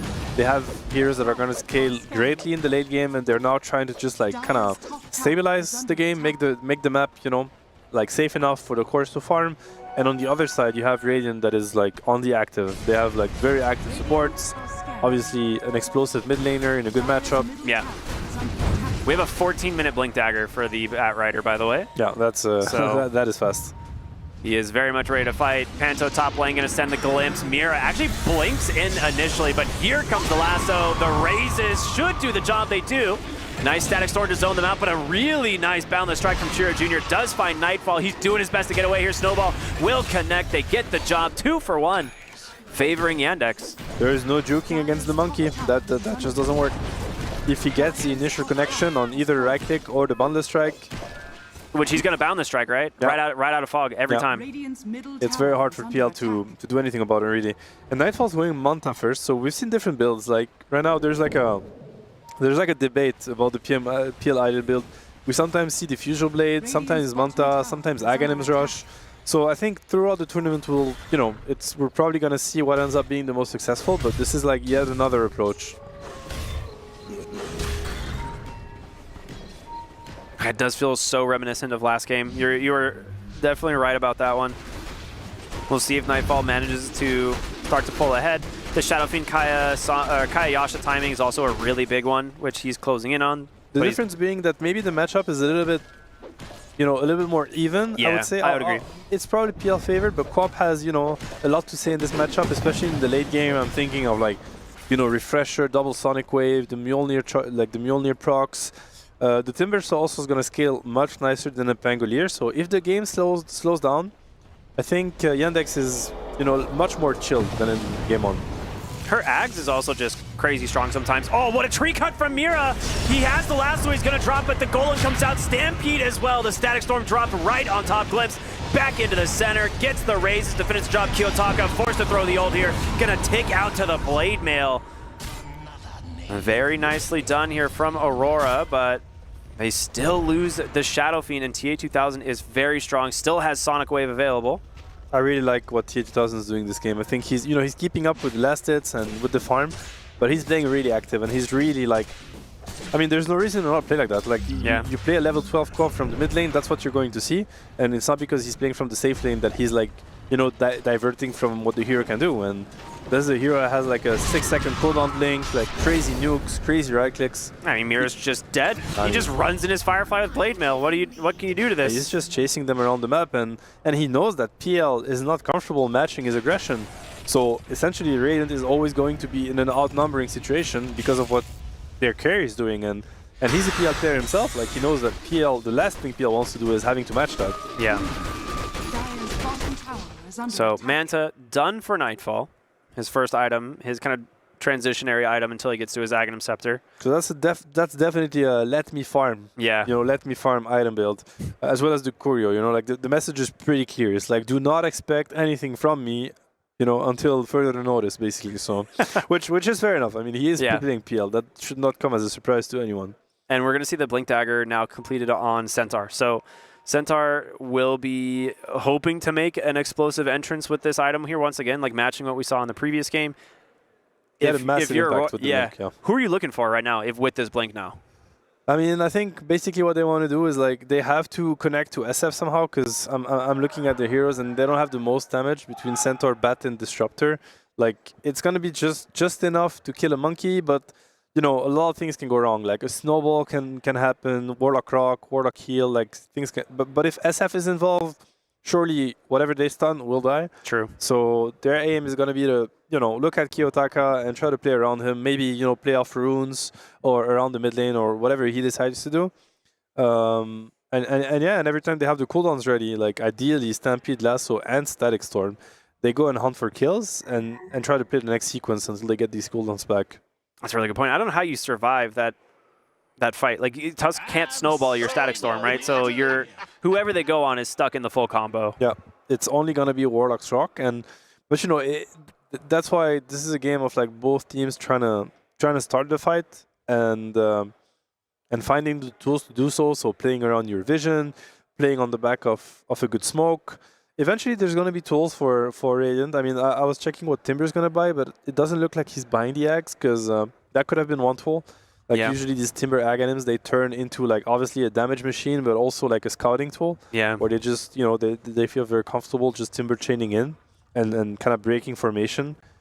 It's not gonna happen this game, but honestly, Radiant, they also have really good tools to just start. Like they, which is what I like the Warlock a lot in this game. I think first of all, Warlock heal is quite underrated. Like it's big numbers when you think about it. It's ridiculous. Yeah, it's 450, like 450 like HP heal, and it comes really early on level 7. And obviously, this hero is designed to have a lot of XP early on, so that can protect his cores. And you know that you can play off the rock to stop the counter initiation when you go in. Natus gonna just turn up the aggression himself, buys himself the Blink Dagger. So I like that play a lot. I think that's gonna make a lot of space for the co-op and the monkey to kind of choose their entry to the fight. I think it's a really cool build by him. I definitely agree. It's like one of those things that like Timber saw. This game feels like him and Quap are definitely the strongest heroes on the map at the moment. But you have to find your target. Yeah. Right? You know, like offense is the best defense, I think is a good saying for Dota, because like he's thinking about, okay, if I get lassoed and Static Storm and SF is going on me, or they're going on somebody else. Big troubles. We're going to see the lasso come out, and it's just going to be for problems on the Tusk. Yeah, a lot of spells for Tusk. I don't think you don't really mind this at all when you're Radiant. If anything, that's going to, unleash a lot of potential aggression. Kiyotaka knowing he can't really turn on to TA2000 there thanks to the Blade Mail, and just feels so confident playing in their face. Centaur got an invis, so this might come as a surprise to Radiant. They see the monkey too, they're pinging him. Dire are scanning. They know he's here, yeah, you're right. They don't know where exactly, but they know he's around. Yeah. And he's lurking. And they scan out the bottom rotation as well, so like, okay, there are people coming here. Good patience by Toronto Tokyo. And this co-op is doing great. I mean, he has the Maelstrom now. He's done a lot of damage in the early game, and his net worth has not been hurt by it whatsoever. And then now the farm game can start for him. So great gameplay by T2000 so far. I just managed to take away the Ancient stack, which always feels good. Cheer Jr. in potentially some trouble here. Wants to stay in the area, does not want to get glimpsed too far away. Yeah, goes to his Tusk, gets caught from the snowball. And now Natus jumps the backline, huge bound the strike, but interrupted by Toronto Tokyo. They will grab themselves the kill onto Problems. He was so close to getting that Wukong's off. Nicely done though by the Tusk. Very nice reaction. Saves his monkey. Definitely would have died. Had he gotten glimpse instead. Like he would 100% dead. Yeah. So you definitely trade Tusk Life for that. And I'm watching this SF net worth also going up and up. Kayasha has been done. We've seen this before. We've seen this before. They've felt it before. So maybe there's a sense of like a ticking clock on Radiant. I mean, I put so much stock in a Batrider support in this game compared to some of the others, right? Like, Disruptor doesn't really need a lot to have impact. Eventually, he gets the Aghanim Scepter. That'll be a while. But your Batrider can outscale and outfarm these guys so fast. No, for sure. And we were watching the PL item build, and when I saw it, I can't stop but smiling. The double blade of Alacrity is the next level. I'm not gonna fight before I get 3 items built. Triple if you factor the Yasha component as well, right? Now it's like, even if you want me to, I just can't. Like, I have to turn this one into a Diffu, and then I have to turn this one into an Axe. Like, I'm just not gonna join. I mean, think about how much agility he gets from Phantom Rush as well, right? This dude's got like 200 damage. We're going to see the fight come out mid lane of all runes that almost bails him out, but Shadow Fiend will still die. TP out now coming through from the Disruptor in Toronto Tokyo. No trying to just TP out himself. Yeah, no Stampede, but support's not close enough. They're going into the Roche. They have the Golem to tank it, and a lot of damage from the Quap. This might work, and there's no Static Storm, no SF. Probably hard to contest. Yeah, they're gonna get it this time around. So like the reverse of Game On. Yeah. Where they were on the leading side of things, but they had to give up the Roche because of an unfortunate series of events. This time around, it's quite the opposite. So technically, they should be able to like keep the snowball going. Yeah. This Aegis on a Queen of Pain, we've already seen TA2000 play super aggressive, like just blinking on top of the Shadow Fiend. He's gonna go ham now. Yeah, exactly. It's like, what's gonna stop him now? He's on his way to his Mjolnir. He's 40 gold away. And we were discussing how like one of these cores might have to die because of just the nature of the Dire lineup. Like whoever gets lassoed and Requiem and Static Storm, it's just hard to save him. Yeah. But now the Aegis is like the best tool in the game to fix that. Like this Quap jumps in and she's giving vision, she's setting up for the monkey, the timber. Like what do? Do you turn on her? She has blade mail, she has Aegis, do you run? You're not gonna run away from a monkey and timber, that doesn't work. So, you know, difficult decision to make for Dire. This is usually when you start looking at Nightfall and being like, we good? You know, we good? It's like, how much more time do we need here, buddy? You know, like... Yeah, he's gonna need to come online pretty soon. Dire's top tower is under Unfortunately, he's about an Aghanim Scepter away from his Aghanim Scepter. No, he's like a couple thousand, like 2,500 gold from his Ag still, but... Yeah. We're going to see the Mjolnir queued up now on the Monkey King as well. He has his BKB done, so he's ready to fight. BKB Diffu, like we talked about, really early aggression to pair with the TA2000 Queen of Pain, and eventually he'll have a Mjolnir to help try and deal with these PL illusions. Yeah, that's gonna help a lot. Like double Mjolnir is really hard. Like they're hitting crazy timings. Like there's a BKB on the Timber, Monkey has a BKB too. It's just very hard for Dire to fight this. We've seen that before. I mean, at this point, this is just space making by the Tusk. I think he's like playing in between his team and the enemy team. He's definitely not happy about this death because he was really close to his Wing Dagger. This is a pretty big kill if they can find TA2000. He needs to get the glimpse into the Static Storm. He's done it. Toronto Toki is here, but look at the Blade Mail and all of this life steal just coming back her way. Okay, they will get the first life. Solo nearby, no Golem for 5. Requiem, does he get the cast? He does, perfect. And there you go. A couple seconds is the difference there between him living and dying. BKB TP out from the Timber Saw. What happened to the Rock? Was the Rock not 1 second available? on cooldown. Oh god. It was 1 second. I'm just surprised because I kicked the Warlock after and he's just walking away with the Rock. I'm like, come on bro, like really? You didn't want to save your Quap there? But sometimes just the timings in Dota, it's a game of inches. Yeah, I looked at it and it was like as the hero was dying, it was like 3 seconds away as he's respawning. And it's like, that's rough. That hurts. So they get the Aegis, now they get their Tormentor. So even though they didn't get first Roche like they did last game, this swings a lot of momentum back their way. There is like a little bit of a pattern because I remember... Hold the phone, they just go in to fight at the Tormentor. Kiyotaka, he's gonna go down Nightfall, trying to do what he can here on the Phantom Lancer, but he doesn't have the damage. They clean up big. That is big. That's a cool play call. Quap, yeah, that's just, you know, like clarity basically. No Requiem, you might have lost the fight, you might be outnumbered, you know, Quap is dead, but no Requiem, no Static Storm. They're getting low from the Tormentor, just engage the fight. Just like that, you bring back the game. But it's been twice now that we've seen Radiant, like Team Yandex, they get the Aegis and they get a little bit too hasty with things. Yeah. It actually both times led to lost team fights, the Aegis pickup. So you're right, it did last time, yeah. So perhaps, you know, a little bit more discipline with, you know, how far they go with the pressure, making sure that they're able to like help each other if Dire is quick enough at reacting, which they have proved that they are. Like they don't get phased by playing versus Aegis. As soon as you give them an opening, they will punish. Dire's middle tower is under attack. And Mira is so farmed still.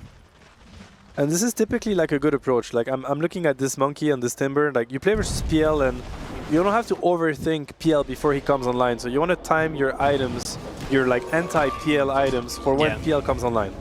So, you know, typically getting the BKB first and now looking at a Shivas on Timber, now looking at a Mjolnir on Monkey. Oh, it makes great sense. blink in here from Natus, pops the BKB immediately. Stampede is there. They're going to cancel that TP out. So Disruptor is dead. I think they're just going to take that and be okay with it. No BKB on Timber, so he has to watch out because the lasso is ready. They're looking at the ward that they have. They're not going to be shy to engage if Team Yandex overstay. Yeah, Mira needs to find his target. Goes in, goes for the Monkey King. Requiem precast, actually fears off the Warlock. He can't bail him out. Big stomp onto the backside, gets 2 more, and Solo running for the hills will TP out. That is the strength of Shadow Fiend Requiem, dude. Yes, the Yashakaya is really hard to deal with, and he casted this in the fog of war. He was like behind the tree, so Radiant had no idea. And again, like that's why, you know, we're talking about the strength of this lasso. They can stop it. So the Tusk, he was really close to getting the punch. Like that's not reliable at all. You need to be really quick. And again, a lot of things can go wrong, which it did in this fight. Like he tried to blink in and punch the bat to stop the lasso from happening, like the Force Staff, and he just ended up in the worst position and just dying alongside him. And I don't even feel like the ease of execution for what Aurora did, it's not super easy. Like, it required perfect positioning. And Kiyotaka, even just on the other side of this ward, they still don't even see him there. So it's like, see him. It's a combination of so many things that they did right and yeah, that is a very difficult. It's hard to stop. Loss, honestly. yeah. It's almost impossible to stop, and it's gonna keep getting worse because now he's level 18. He has like Aghanim Scepter. He has an Arcane Rune. So I've seen this movie before. The Blink Lasso, they find the Monkey King. BKB's at the ready. Chira Jr. will just turn on to Kiyotaka with the Wukong's command, but they bait it out with the Stampede. And he is stuck here for now. They need to be able to break this kind of disengage, changing of the guard, buying him a moment of breathing room here.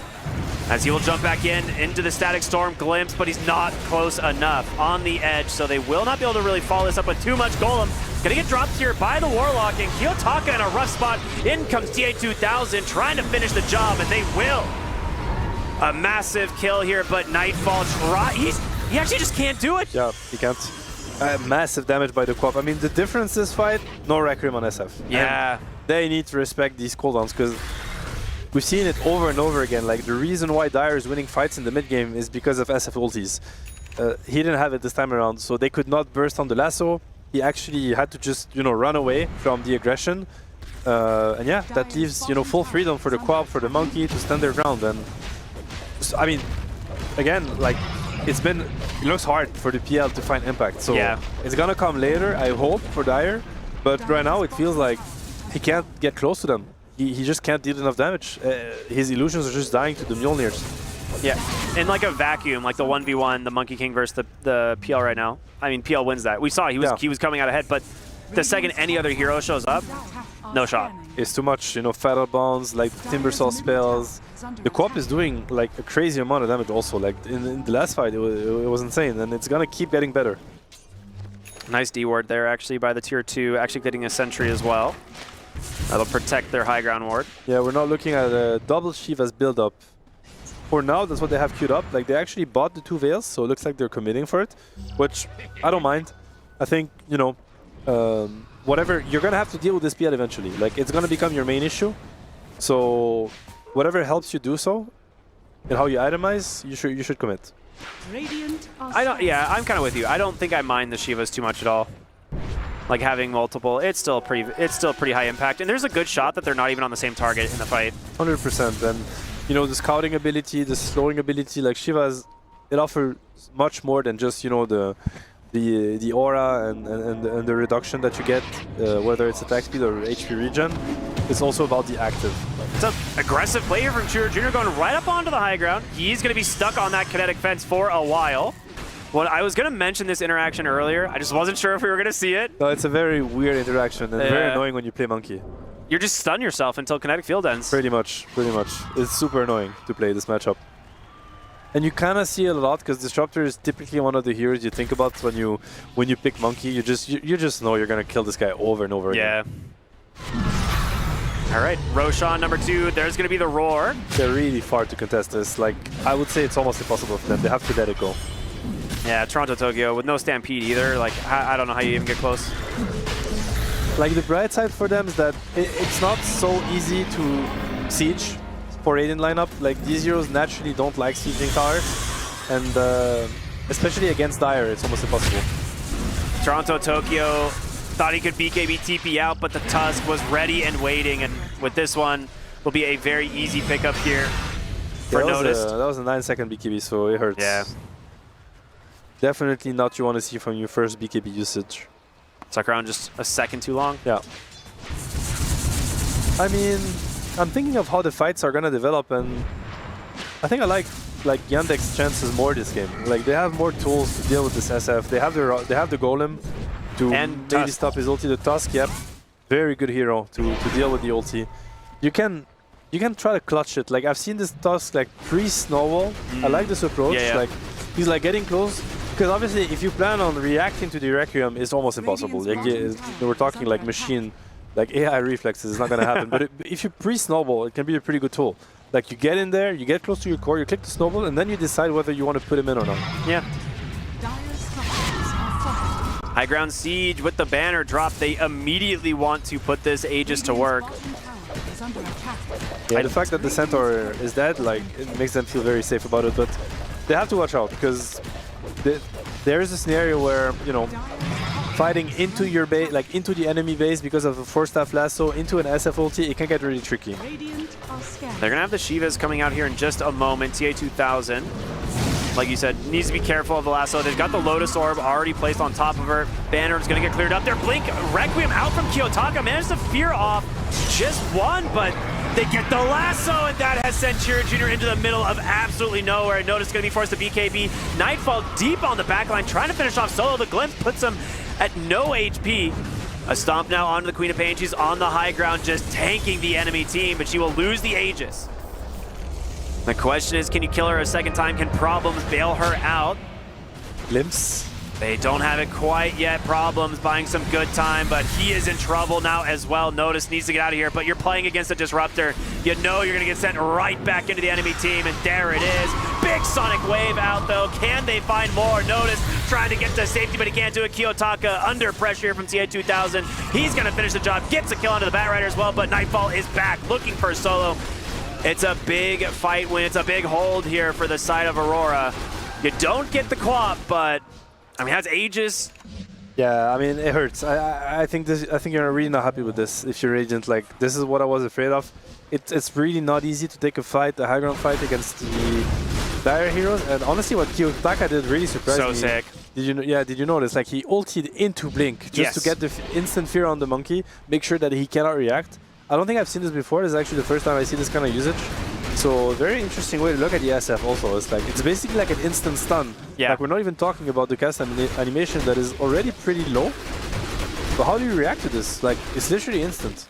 And it also made the space for it covered your lasso, right? They couldn't save the Monkey King. He gets pulled all the way into the base, and there's no response. They're all running away. Like, they're all busy running away to their base. Like, that was an amazing way to use the ulti, honestly. Yeah. Very clutch. Yeah, that was super smart. A little bit of a recap. We're starting to see Phantom Lancer, right? Like, this is one of those things we were talking about. Like, we're going to get to a point where PL is online, and it's not fun to be a support against a Phantom Lancer in the late game. Or anyone, really, but especially supports. No, it's like you were already struggling dealing with the SF and, you know, the other tools that they have. You maybe almost forgot about the PL, and now you're like, oh, wait a minute, we have this guy now to deal with. I mean, his mana just disappears so fast. The second Nightfall's on anyone, their mana pool's gone. Yeah. Which, for some of these heroes, like, you know, it's very hard to play.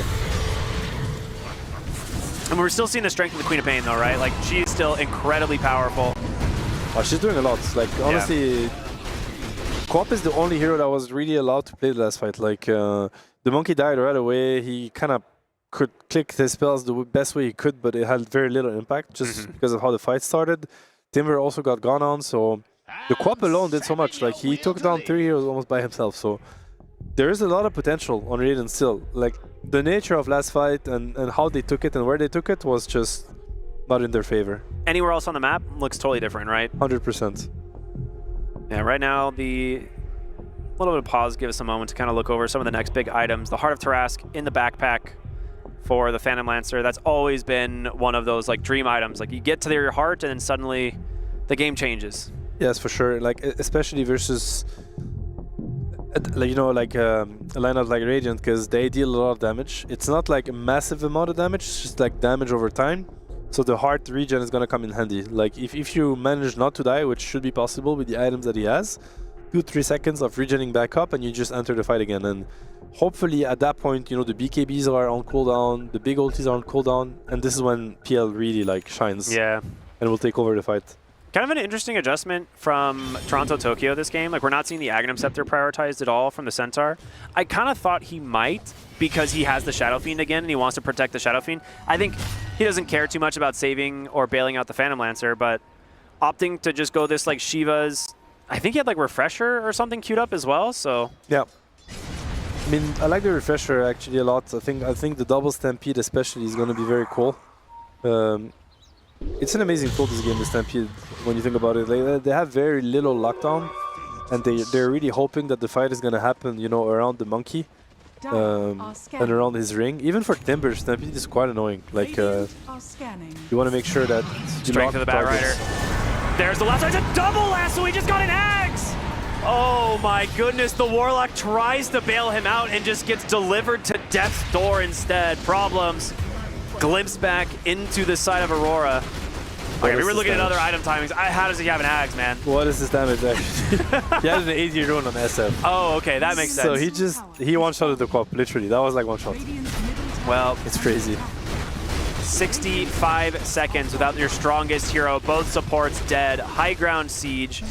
Now for Aurora, as they will blink right in. Look for the Timber Saw. He's going to be forced to BKB to try and get out of this, but glimpse. There he is, back right into the center. Oh, that hurts. That hurts. It was a little bit unnecessary, unfortunately. So now it resets the timer to 80 seconds.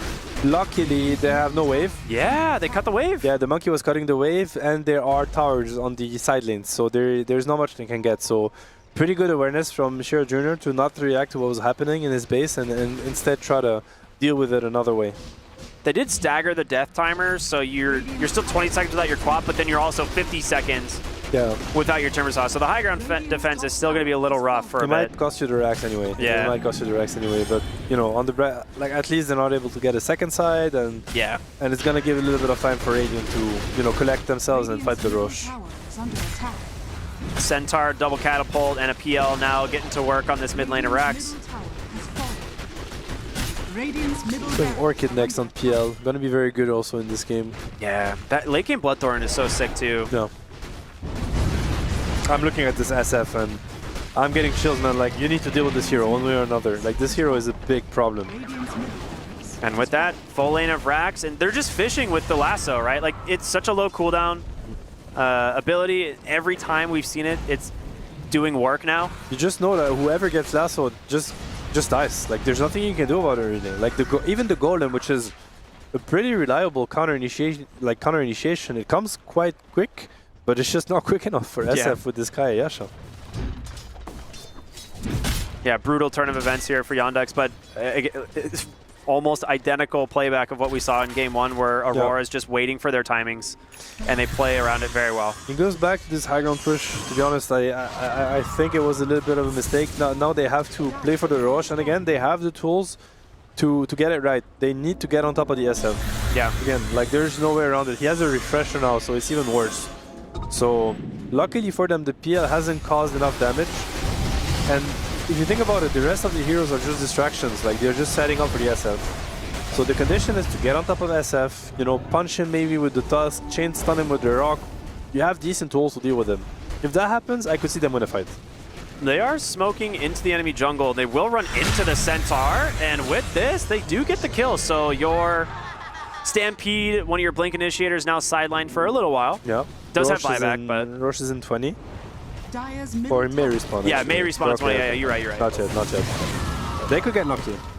They're going to actually scout the TP in from Kiyotaki, gets the blink out, forced to BKB, going to throw the Requiem, does have the refresher, and with it, he's going to let it rip immediately, try and bring down this Monkey King. Just shake your head, what can you do? Solo forced to run away. Kiyotaka stuck inside the Ice Shards. Force staff to get him to safety, though. Can they actually bail out the Shadow? They're going to buy back now on the Centaur. He does have a Stampede, doesn't quite use it as he TPs in. This fight kind of falling apart for Aurora on their own high ground, but finally Nightfall will show up. TP out now from the Timber Saw. Okay, I mean, honestly, like, that was ridiculous. It looked magnificent from this SF, and I signed it too early. Like, I was like, Radiant's done. You know, it looked like another video game. I was about to call this a custom game. You know, I'm just seeing this SF like kind of kill enemies mini game, but nice turn of event. Honestly, both teams are showing a lot of resilience in the fights, and they're not getting baited by, you know, the early death. They're just keeping it clear, and you know, they just turn the fight whenever they get an opportunity. So team fights in these two games have been really awesome from both teams. I feel like you just maybe held the buyback Stampede a little too long, right? There was a moment like when the Shadow Fiend gets the Force Staff out. I don't blame him. It looked so good at the beginning. I mean, look at this. You know, the double ulti. At this point, I'm like, Radiant is done. The fight's cooked, man. But somehow they're not. Yeah. Absolutely incredible salvage from them. Panto just getting deleted by the Queen of Pain. It really goes to show that it is all about this SF. You know what I mean? Like, as soon as he used everything he has to offer, Radiant is like, that's it, we can turn, you know, no matter how much damage he's done, we're able to turn. Yeah, that was a really, really value. you know, the PL enthusiasts are going to say PL was picked, PL prevailed, PL won, but I got to say that right now, from what I'm seeing, it's all about the SF. Yeah, I am with you on that. Roshan, number 3.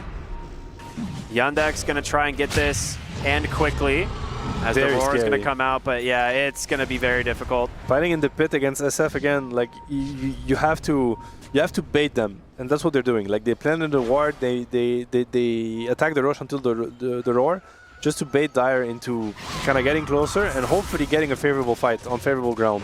Yeah, but now Roche is moving bottom, and that's rough. You were positioned pretty well on Yandex to maybe contest this, but now Aurora aggressively positioned on your side of the map. You just finished this Bloodthorn as well. Panto looking for an opening. The lasso, who's he got? Warlock as well as the Timber Saw, the Requiem just deleting the backline as Kiyotaka heals through it all. Static Storm is down looking for this Queen of Pain. She's gonna be able to dodge it out for the moment.